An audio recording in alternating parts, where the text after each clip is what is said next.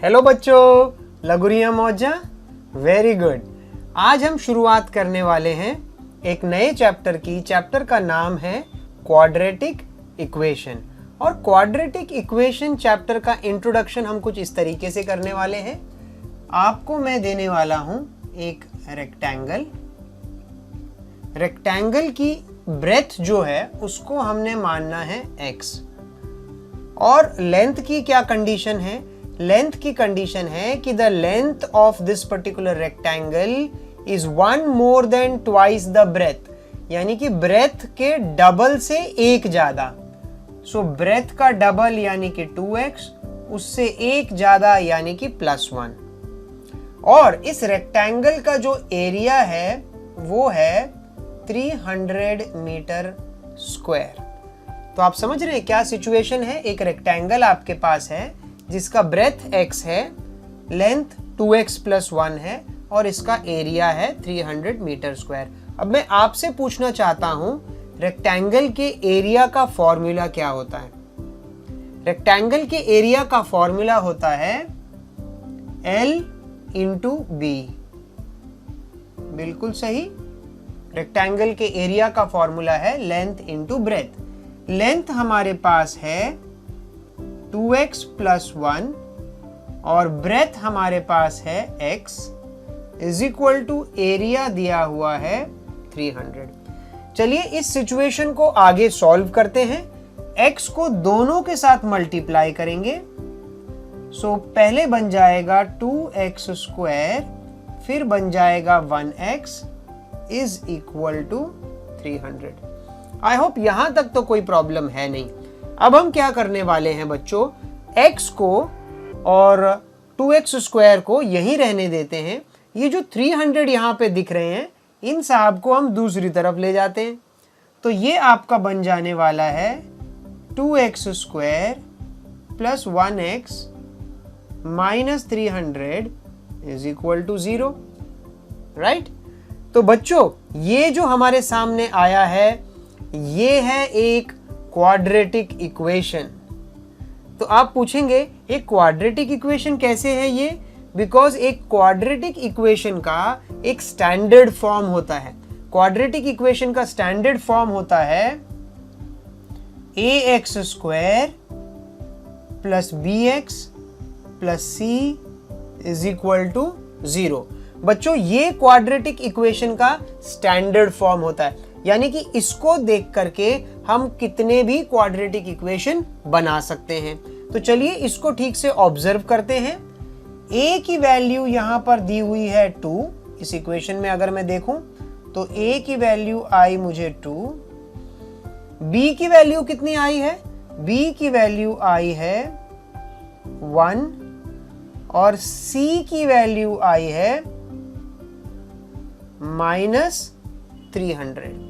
तो आपसे अगर कोई पूछे कि क्वाड्रेटिक इक्वेशन क्या होते हैं तो आप बोलोगे quadratic equations are having the standard formula या standard form ax² + bx + c = 0 where a, b and c, ये जो तीनों चीजें हैं a, b, c, ये क्या हैं?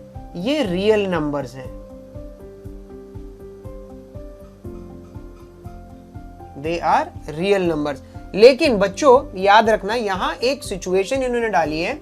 इन्होंने बोला है a शुड नेवर बी = 0। चलिए चेक करते हैं कि ये बात इन्होंने क्यों बोली है कि a शुड नॉट बी = 0। देखिए हमारा जो इक्वेशन है, जैसे कि 2x² + 1x - 300 = 0, ये क्वाड्रेटिक इक्वेशन है जैसा मैंने आपको बताया। अब एक काम करते हैं, इसमें ये देखिए नंबर है, यहां भी एक नंबर है, यहां भी एक नंबर है और यहां भी एक नंबर है, इसलिए बोला a, b, c तीनों रियल नंबर हो सकते हैं, यानी प्लस में भी हो सकते हैं, माइनस में भी हो सकते हैं। अच्छा, दूसरी चीज बोला है a शुड नॉट बी = 0।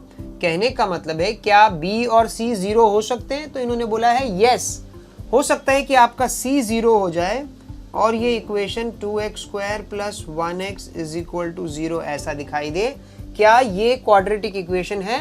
तो यस, ये क्वाड्रेटिक इक्वेशन है, क्योंकि still it is of the form ax square plus bx is equal to 0। अच्छा, क्या b 0 हो सकता है? c तो 0 ही है, क्या b भी 0 हो सकता है? तो ये बन जाएगा 2x स्क्वायर प्लस 0। क्या ये अभी भी क्वाड्रेटिक इक्वेशन है? हाँ, ये अभी भी क्वाड्रेटिक इक्वेशन है।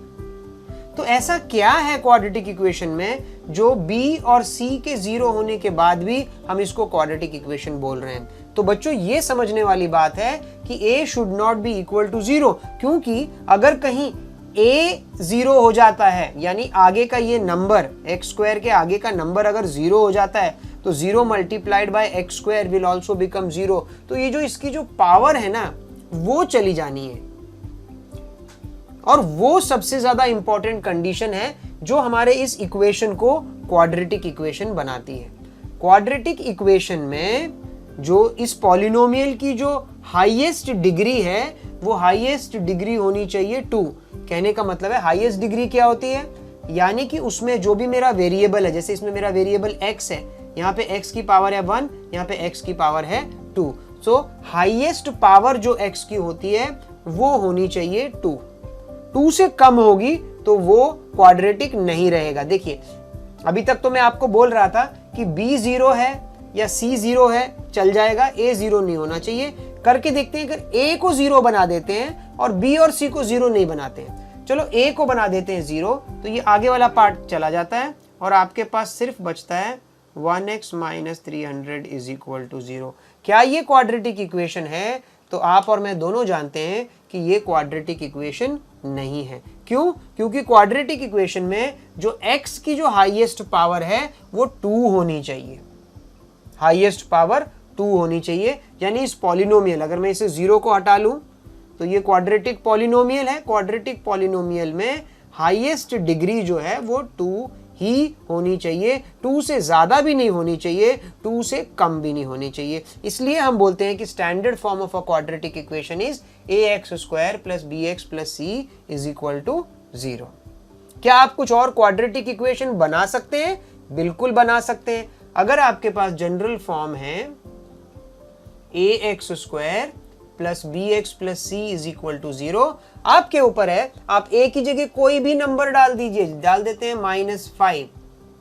क्या x के टर्म्स में होना जरूरी है? बिल्कुल नहीं। y हो सकता है, z हो सकता है, कोई भी वेरिएबल, एक वेरिएबल आप ले सकते हैं। मान लेते हैं मैं y ले लेता हूं, तो -5y स्क्वायर प्लस b की जगह चलो 3 ले लेता हूं, 3y, और इसकी जगह -20 ले लेता हूं इज इक्वल टू 0।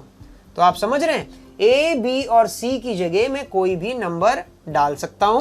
कोई एक वेरिएबल होना चाहिए, या तो x या तो y के टर्म्स में होना चाहिए, और सबसे एसेंशियल कंडीशन कि उस वेरिएबल की हाईएस्ट पावर 2 होनी चाहिए, 2 से ज्यादा भी नहीं होनी चाहिए और 2 से कम भी नहीं होनी चाहिए। मतलब वो गायब नहीं होना चाहिए। कम वाली वेरिएबल है मेरे पास, लेकिन हाईएस्ट वेरिएबल यानी कि इस पॉलिनोमियल का जो डिग्री है वो 2 होना चाहिए। तो बच्चों, यहां पर हमने देखा कि एक क्वाड्रेटिक इक्वेशन का स्टैंडर्ड फॉर्म में क्या होता है और कैसे ये क्वाड्रेटिक इक्वेशन, बच्चे पूछते हैं क्वाड्रेटिक इक्वेशन को पढ़ने की जरूरत क्या है। तो यहां पर मैंने आपको दिखाया कि कैसे एक रियल लाइफ सिचुएशन, एक रेक्टेंगल, ये आपका घर भी हो सकता है, कोई एक हॉल भी हो सकता है, जमीन का एक टुकड़ा भी हो सकता है रेक्टेंगल, जहां पर आपकी ब्रेथ x है और लेंथ डबल प्लस 1 है और अंदर का एरिया 300 मीटर स्क्वायर है। तो कैसे जब आप area is equal to length into breadth अपने रियल लाइफ में यूज करेंगे तो you will end up getting a quadratic equation. आपको एक क्वाड्रेटिक इक्वेशन मिलेगा। क्या इस क्वाड्रेटिक इक्वेशन को सॉल्व किया जा सकता है? बिल्कुल, इस क्वाड्रेटिक इक्वेशन को सॉल्व किया जा सकता है। हमारे पास बहुत सारे अलग अलग तरीके हैं जिनसे इस क्वाड्रेटिक इक्वेशन को सॉल्व किया जा सकता है, जैसे फैक्टराइजेशन मेथड, जैसे कि फॉर्मूला मेथड, जैसे कि कंप्लीटिंग द स्क्वायर मेथड। पर घबराइए नहीं, वो सब धीरे धीरे नेक्स्ट लेक्चर्स में हमारे सामने आने वाला है। फिलहाल आप एक चीज याद रखिए कि क्वाड्रेटिक इक्वेशन जो होता है उसका स्टैंडर्ड फॉर्म है ax square plus bx plus c is equal to 0, where a, b and c are the real numbers and a never should be equal to 0, so a should not be equal to 0. Highest degree इस polynomial की 2 होनी चाहिए.